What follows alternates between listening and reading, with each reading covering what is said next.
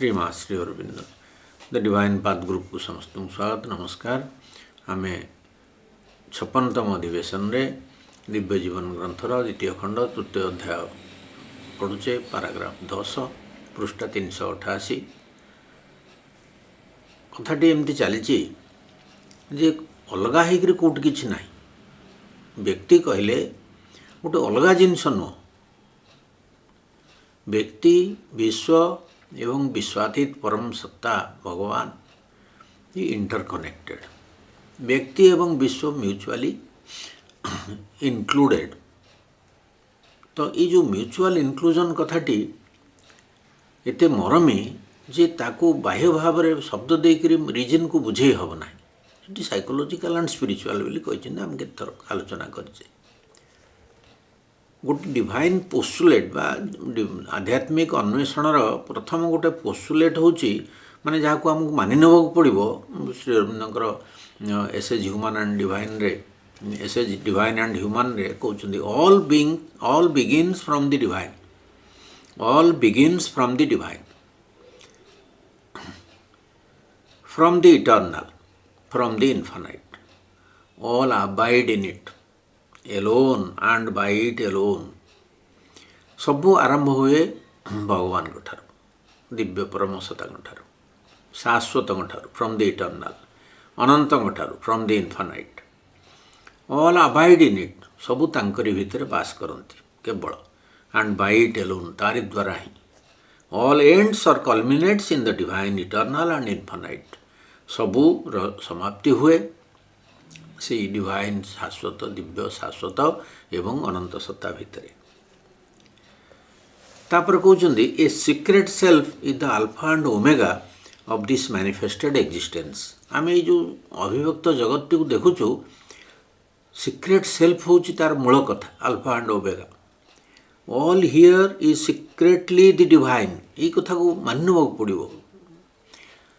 दिव्य अन्वेषणर भगवत अन्वेषणर पथरे आध्यात्मिक यात्री से यही कथा को मानिकी प्रथम गोटे पोस्टुलेट या मानिकी चलिया पड़ो जे सबू तांकठू आरंभ होकर भितर स्थारे समाप्त होची एवं गोटे secret all here is secretly the divine सबू secretly divine all is the eternal all is the infinite सबू शाश्वत सबू अनंत काल संबंधी देश संबंधी।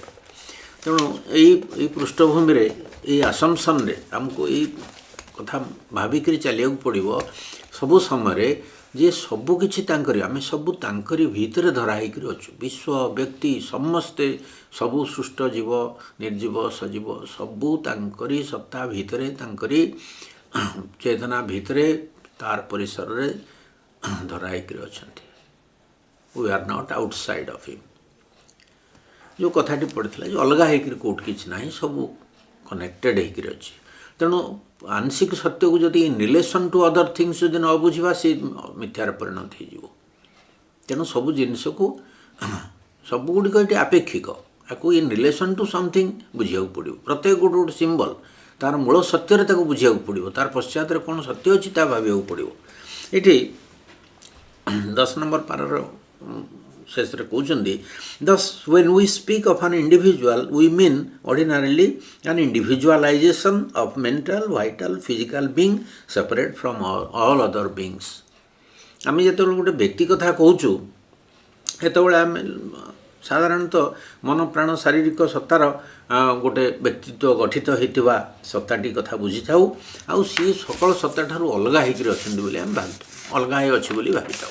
व्यक्ति कहले इंडिविजुअल कहले सी गोटे व्यक्तित्व तार तैयारी मन प्राण शरीर थी सी गोटे अलग सत्ता incapable of unity with them by it's very individuality तार व्यक्ति भावापन्नता जो सी जेहेतु तार गोटे व्यक्तित्व गढ़ाई सी आउ क्या सांगे एकत्व बांधि पारनी एक सहित अन्य क्या सहित एकत्व अनुभव कर से असमर्थ भावी था।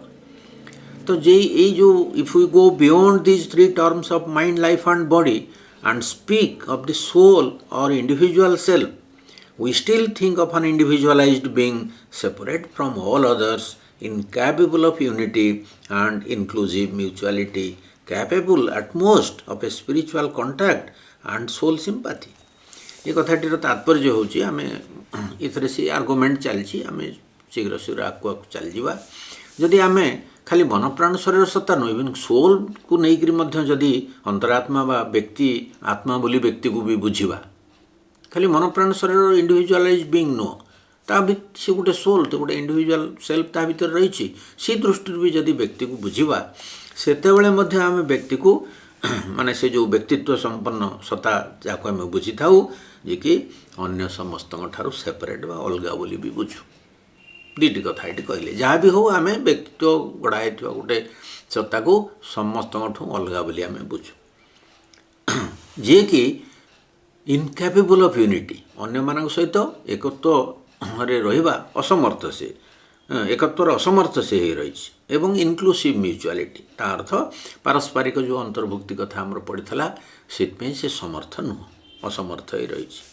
अति बेसी कौन आम भाविबा जे capable utmost of a spiritual contact and soul sympathy अति बेसी जहाँकि अन्य मान सहित केवल गोटे आध्यात्मिक संजोग स्पिरिचुअल कांटेक्ट आउ अंतरात्मार सहानुभूति सोल सिंपैथी लगी ही समर्थ होकर रही है। एक कथा बुझू आम आगे जावा खाली आर्गुमेंट इट कहते it is therefore necessary to insist that by the true individual we mean nothing of the kind but a conscious power of the being of the eternal always existing by unity, always capable of multiplicity, mutuality. It is that being which by self-knowledge enjoys liberation and immortality. तेणु ये जरूरी अटे कौन जरूरी अटे एक कथा कहवा जरूरी जे जो ट्रू इंडिविजुअल जहाँ आम कहूँ से प्रकृत माने से जो यथार्थ व्यक्ति कहले आम कौन बुझा जिते कथा सी नुह यथार्थ व्यक्ति है शाश्वत परम शाश्वत सत्तांकर एक चेतनायुक्त शक्ति बा कॉन्शियस पावर ये कथा बुझा कॉन्शियस पावर शाश्वत कॉन्शियस पावर है से व्यक्ति बाकी पछरे जो कथा कहले से सब काटी दौरान कहीं सेपरी कहीकि आम ताकू कनेक्ट करें अन्य सब सहित से तार उत्स सी कौटी रही संबंध पारस्परिक संबंध इत्यादि कथा विचार को लेकर से शाश्वत परम शाश्वत सत्तांकर एक कॉन्शियस पावर ही बोली आम बुझा जहाँ एकत्वर स्थिति रही था एवं परस्पर अंतर्भुक्त हो रही सामर्थ्य धारण कर रही था से यदि इंडिविजुअल से यदि शाश्वत कॉन्शियस पावर न हो से किपरि भाव में पारस्परिक इनक्लूजन को से एक्सेप्ट कर तार योग्य हम से ये सामर्थ्य से धारण कर रही था से आत्मसत्ता जे कि आत्मज्ञान द्वारा मुक्ति और अमरत्व लाभ करें it is that being which by self knowledge enjoys liberation and immortality से मुक्ति एवं अमरत्व को लाभ करें से जो सत्ताटी तार आत्मज्ञान द्वारा से अमरत्व एवं लिबरेशन मुक्ति एवं अमरत्व लाभ करें ये कथा को कहीकि ये 10 नंबर पारा को सारुंच आम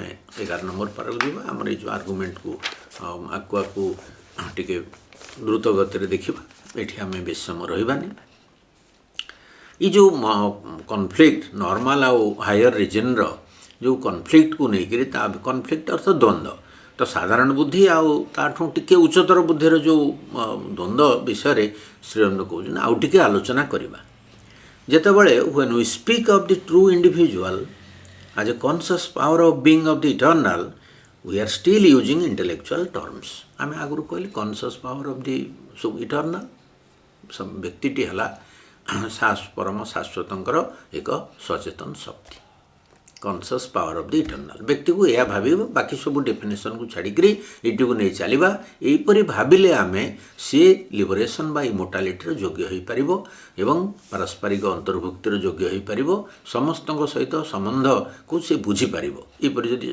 इटर्नाल कॉन्शियस पावर न हुए से आउ अधिक आध्यात्मिक जिनस किसी हासिल कर मन प्राण शरीर गोटे सत्ता हिसाब से आपन कहे कि खाली गोटे सोल थी इंडिविजुअल सेल्फ थी गोटे व्यक्ति बोली कहीपर जार व्यक्तित्व गढ़ाई ना सी शाश्वत सचेतन शक्ति यहीपरि भाव में व्यक्ति को भाव पड़ो सेठी कहते से क्षेत्र में आम जो ट्रू इंडिविजुअल कथा कहूँ जाकि आज ए conscious power of the eternal आम से इंटेलेक्चुअल टर्म्स को व्यवहार करूँ आउ तो उपाय ना कि unless we plunge into a language of pure symbols and mystic values of speech, pure symbols ଆଉ ଯଦି ଗୁହ୍ୟ ମୂଲ୍ୟବୋଧର ବା ମୂଲ୍ୟଯୁକ୍ତ ଭାଷା ଆମେ ବ୍ୟବହାର ନ କରିବା କିଛି ବୁଝିପାରିବାନି।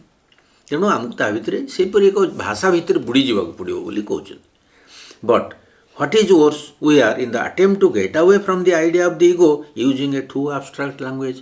ଆମେ ଏଇ ଇଗୋର ଧାରଣାକୁ ଛାଡ଼ି ଦେଇକରି ଏକତ୍ୱର ଧାରଣା ଆଡ଼କୁ ଗଲା ବେଳକୁ ଆମେ ଯେଉଁ ଭାଷା ବ୍ୟବହାର କରୁଛୁ ସେ ବେଶୀ ଆବଷ୍ଟ୍ରାକ୍ଟ ହେଇଯାଉଛି ବୁଦ୍ଧି ପାଖରେ। ୟୁଜିଂ ଏ ଟ୍ରୁ ଆବଷ୍ଟ୍ରାକ୍ଟ ଲାଙ୍ଗୁଏଜ୍, ଅତ୍ୟଧିକ ଆବଷ୍ଟ୍ରାକ୍ଟ କ'ଣ, ଯେଉଁଟା କଂକ୍ରିଟ୍ ନୁହଁ। କଂକ୍ରିଟ୍ ମାନେ ଧରି ହେବ, ଦେଖି ହେବ, ଠୋସ୍ ବା ଜାଣି ହେବ, ଏମିତି ଗୋଟେ ଜିନିଷ ଯେଉଁଟାକ ଆବଷ୍ଟ୍ରାକ୍ଟ କିଛି ବୁଝି ହେବନି, ଜାଣି ହେବନି, ଅମୂର୍ତ୍ତ ବୋଲି ଆମେ କହିବା ବା ଭୌତିକ ସତ୍ତାହୀନ ଗୋଟେ ଜିନିଷ। ଆବଷ୍ଟ୍ରାକ୍ଟ ସମସ୍ତେ ବୁଝିପାରୁଛନ୍ତି, ଅତ୍ୟଧିକ ଆବଷ୍ଟ୍ରାକ୍ଟ ଲାଙ୍ଗୁଏଜ୍ ହେଇଯାଉଛି, କିଛି ବୁଝି ହେଉନି। ସେ କ୍ଷେତ୍ରରେ let us say then a conscious being who is for our valuation of existence a being of the eternal in his power of individualizing self experience. ସିଏ ହେଲେ ଶାଶ୍ୱତଙ୍କର ଏକ ସତ୍ତା, ସିଏ ତା'ର ଏଠି ଗୋଟେ ଇଣ୍ଡିଭିଜୁଆଲାଇଜିଂ ଏକ୍ସପିରିଏନ୍ସ ଯେ ଇଟର୍ନାଲ୍ ନେଉଛନ୍ତି, ସେ ବ୍ୟକ୍ତି ହେଉଛି ସେଇ ଗୋଟେ ତା'ର ଗୋଟେ ଏପିଟମ୍ ଭଳିଆ, ତା'ର ଗୋଟେ ପ୍ରତିନିଧି ଭଳିଆ ଏବଂ ଶାଶ୍ୱତଙ୍କର ବ୍ୟକ୍ତି ଭାବାତ୍ମକ ଆତ୍ମ ଅନୁଭୂତିର ଏକ ଶକ୍ତି ଭଳିଆ। Bai and for it must be a concrete being, ଯେହେତୁ ସେ ଶାଶ୍ୱତଙ୍କର କନସିୟସ୍ ପାୱାର, ସେ ନିଶ୍ଚିତ ଭାବରେ ଗୋଟେ କଂକ୍ରିଟ୍ ବିଇଂ ହେବ। ନହେଲେ କେମିତି ତାଙ୍କର ଶାଶ୍ୱତ ପାୱାର ସେ ହେଇପାରିବ, ଶାଶ୍ୱତ ଚେତନାକୁ ଧାରଣ କରିପାରିବ। ତେଣୁ ଇଏ ଗୋଟେ ମୂର୍ତ୍ତିମନ୍ତ ସତ୍ତା, ନଟ୍ ଆନ୍ ଆବଷ୍ଟ୍ରାକ୍ଟ ପାୱାର। ସେ ଆବଷ୍ଟ୍ରାକ୍ଟ ନୁହଁ ହୁ ଏନ୍ଜୟଜ୍ ଇମୋର୍ଟାଲିଟି। ଆବଷ୍ଟ୍ରାକ୍ଟ ପାୱାରଟା କ'ଣ ଗୋଟେ ଇମୋର୍ଟାଲିଟି ହାସଲ କରିପାରିବ କି ସତ୍ତାଟିଏ? ନା, ସେ କଂକ୍ରିଟ୍ ବିଇଂ ଗୋଟେ ଯିଏକି ଅମରତ୍ୱ, ଲିବରେସନ୍, ଅମରତ୍ୱ ପ୍ରାପ୍ତ କରିବ। And then we get to this that not only am I in the world and world in me, but God is in me and I am in the God। ତେଣୁ ମୁଁ ଯେ କେବଳ ବିଶ୍ୱ ଭିତରେ ଅଛି ସେ କଥା ନୁହଁ, ମୋ ବିଶ୍ୱ ମୋ ଭିତରେ ଅଛି, ମୁଁ ଭଗବାନ ମୋ ଭିତରେ, God is in me and I am in God। by which it is not meant that God depends for his existence on man। ତା ଅର୍ଥ ନୁହଁ ଯେ ଭଗବାନ ତାଙ୍କର ସ୍ଥିତି ପାଇଁ ମଣିଷ ଉପରେ ଡିପେଣ୍ଡ କରୁଛନ୍ତି। But that he manifest himself in that which he manifest within himself. ସେ ଭଗବାନ ଆପଣା ମଧ୍ୟରେ ଯାହା ଯାହା ମ୍ୟାନିଫେଷ୍ଟ କରୁଛନ୍ତି, ଅଭିବ୍ୟକ୍ତ କରୁଛନ୍ତି, ସେ ସେହିସବୁ ଜିନିଷର ଉପସ୍ଥିତି ମଧ୍ୟ ରହୁଛନ୍ତି। ଦେଖନ୍ତୁ ସେଣ୍ଟେନ୍ସଟି, that he manifest himself in that which he manifest within himself. ସେ ତାଙ୍କ ଭିତରେ ଯାହା ଯାହା ପ୍ରକାଶ କରୁଛନ୍ତି ତାହାରି ଭିତରେ ହିଁ ସେ ନିଜକୁ ପ୍ରକାଶିତ ହେଉଛନ୍ତି, ତାହାରି ଦ୍ୱାରା ହିଁ ସେ ପ୍ରକାଶିତ ହେଉଛନ୍ତି।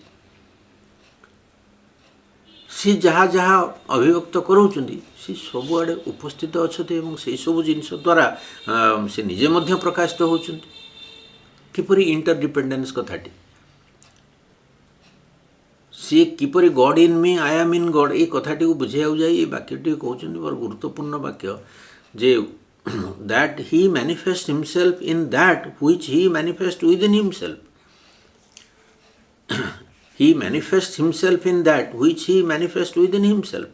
ତେଣୁ ସିଏ ଯାହା ଯାହା ନିଜ ଭିତରେ ପ୍ରକାଶ କରୁଛନ୍ତି ସେ ସବୁ ତାହାରି ଭିତରେ ସେ ନିଜେ ମଧ୍ୟ ପ୍ରକାଶିତ ହେଇଯାଉଛନ୍ତି।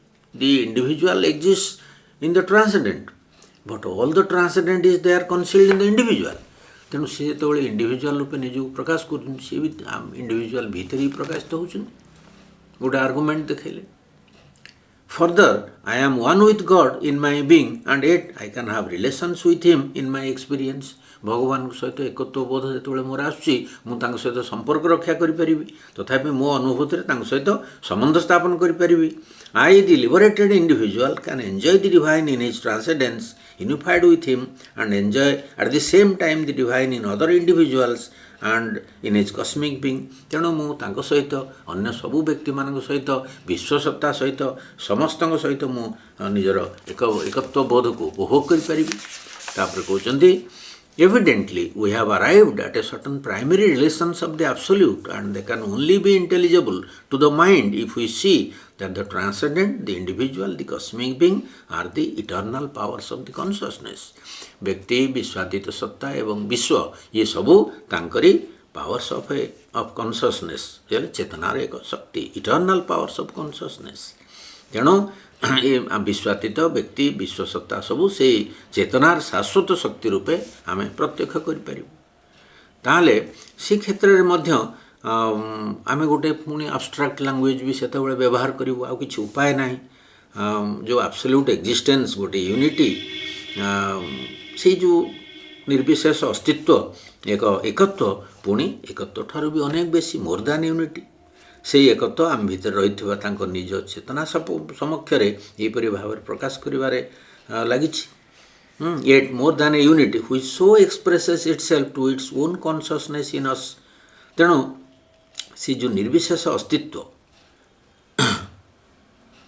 ଏବଂ ସେ ଯେଉଁ ଏକତ୍ୱଠୁ ସେ ଆହୁରି ଅଧିକ ବେଶୀ ସେ ଆମ ଭିତରେ ରହିଥିବା ତାଙ୍କ ନିଜ ଚେତନା ସମକ୍ଷରେ ଏହିପରି ଭାବରେ ପ୍ରକାଶ କରିବାରେ ଲାଗିଛି। ତା ଅର୍ଥ ଆମ ଭିତରେ ତାଙ୍କ ଚେତନା ରହିଛି, ସେଇ ଚେତନା ନିକଟରେ ସେଇ ଏକତ୍ୱ ଆମ ଭିତରେ ପ୍ରକାଶିତ ହେଉଛି।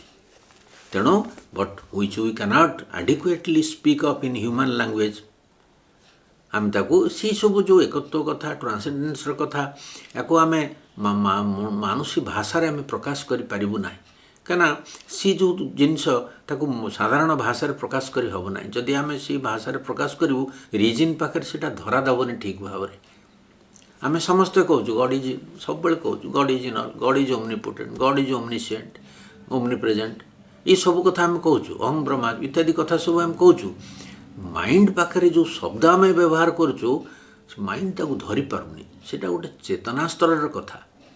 ଗୋଟେ ଭିତରର ଚେତନା ଆଗକୁ ଆଗକୁ ଗଲେ, ଗୋଟେ ସ୍ପିରିଚୁଆଲ୍ ଡେଭଲପମେଣ୍ଟ ହେଲେ, ସାଇକିକ୍ ଆୱେକନିଂ ହେଲେ ଏବଂ ସେଲ୍ଫର ଟଚ୍ ଆସିଲେ, ତାଙ୍କର କୃପା ବଳରେ ଡିଭାଇନ୍ ସେଲ୍ଫ ତାଙ୍କର ଯଦି କୃପାରେ, ସେ ଯଦି ତାଙ୍କ କୃପା ବଳରେ ସେ ଆମକୁ ସ୍ପର୍ଶ କରିଦିଅନ୍ତି, ଆମ ଭିତରୁ ଯଦି ତାଙ୍କର କିଛି ଶକ୍ତି, ଆଲୋକ, ଆନନ୍ଦ ଇତ୍ୟାଦି ଜିନିଷ ସବୁ ଯଦି ଅବତରଣ କରେ, ଡିସେଣ୍ଡ କରେ, ସେତେବେଳେ ଆମେ ବୁଝିପାରିବା ଏଇସବୁ ଜିନିଷ କ'ଣ।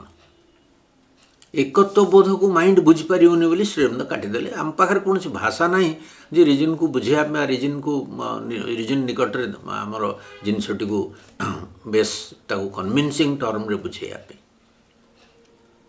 ତ ବୁଦ୍ଧି ଯେତେବେଳେ ସ୍ୱୀକାର କରିବନି ବା ଗ୍ରହଣ କରିବନି, ବା ଏଇ ଭାଷା ଦ୍ୱାରା ସେ ତାର ଯେଉଁ ଭାଷା ସେ ବ୍ୟବହାର କରୁଛି, କାହିଁକିନା ବହୁତ ସମୟରେ ତାର ଭାଷାର ସେ ଅଧୀନ ହେଇକି ରହୁଛି, ତେଣୁ ଏସବୁ କଥାକୁ ସେ ବୁଝିପାରିବ ନାହିଁ। କ'ଣ କରିବାକୁ ହେବ?